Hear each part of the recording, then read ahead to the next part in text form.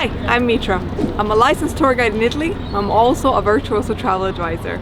Today I want to talk to you about one of the most famous characters in Roman imperial history.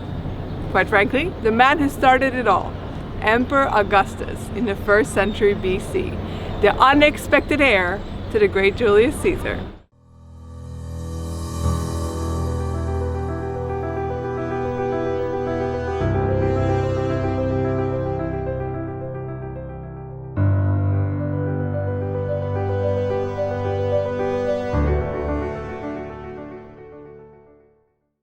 When Julius Caesar passed away, he left everything to a very unknown great-grandnephew by the name of Octavius.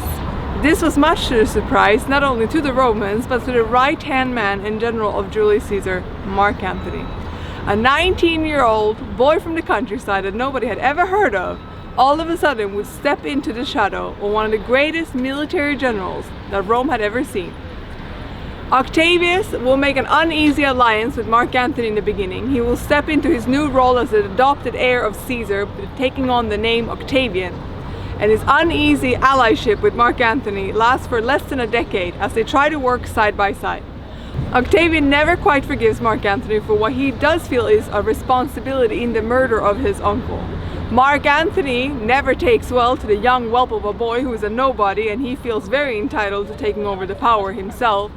And his blow isn't softened by the fact that half of Caesar's army decide to join ranks with Octavian, stating that if Caesar thought the boy was good enough for him, then the boy was good enough for them as well. They will split ways less than a decade of running power side by side. Mark Antony is going to venture down towards Egypt, where Caesar also had spent quite some time. Octavian is going to venture north towards modern-day Germany, where Caesar had spent decades battling out forces, committing genocide, and supplying the ever-swallowing ranks of slave-based economy into Rome. Mark Antony is going to find an allegiance with Cleopatra. Cleopatra, an alluring woman who spoke multiple languages, a fascinating, captivating personality that surely was a match for most men of power of her time, not quite seen before.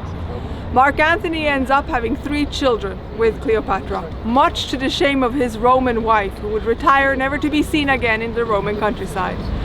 However, the Roman Senate grew increasingly wary of the relationship between Mark Antony and Cleopatra. She was one of the most powerful economical allies of Rome, but they also knew that as a queen, she did not take kindly to her subdued role in Roman politics. They also knew that Mark Antony probably hadn't taken too kindly on his demotion in politics either, so they started a rumor in Rome. It was taken as fact for a long time, but has been dispelled and proven to be a completely fake news type of rumor. That they announced in the Roman Forum that Mark Antony had married Cleopatra, that she had crowned him king, and that together they were planning to attack Rome with an enormous army. You should know at this point Rome had already been in civil war for over a century. The clash that is about to happen between Mark Antony and Octavian is going to culminate 120 years of civil war, which would be the very end of the Roman Republic as you knew it. Octavian is called back from Northern Europe. He's going to summon the biggest maritime effort Rome had ever seen up until that point. And in September of 30 BC, the Battle of Actium of Greece is going to take place. The Roman ships were faster, they were bigger, they took down the Egyptian fleet. Spies infiltrated Mark Antony's camp, and he was told that Cleopatra had been killed. In absolute grief, he runs back to the palace, not being able to find her. He will also kill himself by falling on his own sword. Was considered to be the honorable way of dying instead of being captured at your enemy's hands. Of course, as most of you may know here in the story, Cleopatra was not in fact dead. She, however, when she realized that Octavian was not particularly interested in negotiating any types of terms of surrender, other than dragging her back to Rome in chains and humiliating her publicly, she too chose to take her own life by being bitten by 2 snakes. Octavian is now going to come back to Rome. He's going to be hailed as a liberator, as a savior, and he's very cleverly going to avoid all the accolades of honor that the Senate wants to bestow on him. He's going to restore 26 public buildings in Rome by paying from his own pocket. He is the man who's going to transform the city of brick into a city of marble, which is what he always used to say, that he was handed over a city made entirely of brick and he returned it a city of marble. So the glorious image we tend to have of Rome gets born under the reign of our future Emperor Augustus. What happens next is a series of very clever political moves. The more titles he tries to deny, the more of them he ends up getting. Perhaps even the Roman gods were playing into the favor of him as well, because every time he would leave the city, great destruction would happen. There would be lightning strikes, there would be earthquakes, there would be fires, there would be disasters, all only to calm down upon his return. So to make a long story short, eventually he ends up with so many titles that he outranks the Senate, and he's given the title Augustus, supreme ruler. And he says on the condition that he will honor his uncle by being called Caesar Augustus.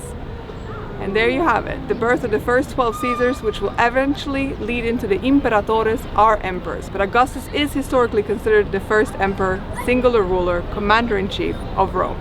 Augustus is now going to do what no one had done before him. He's going to deify Caesar. He's going to make him into a god and have a temple built for him. We come from a society where we did not worship our leaders as kings or as gods, even though Romans counted their descendancy from the gods themselves, leading into a very interesting development down the road where papal families who claim to hail from ancient Romans then also claim to hail from ancient Roman gods. But that's a different video for a different time. Augustus is going to start an entire cult around his own persona as a god. He will have a priesthood entirely dedicated to him.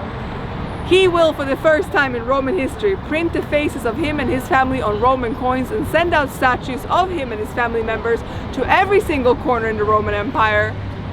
You could barely keep up with the Augustinians. Everyone wanted to dress like them, plait their hair like the Roman ladies of the family did, and a lot of indigenous tribes in Northern Europe disappeared almost spontaneously, simply trying to absorb themselves into a Roman style of clothing, appearance, and acting. What is interesting to study Augustus' history as a historian is the fact that the man writes his own history, so he's always going to sound like the most absolutely amazing thing that there has possibly ever been upon this earth. But the truth of the matter is, the history is far more complex than that. But we will talk about that another time. Thank you for watching.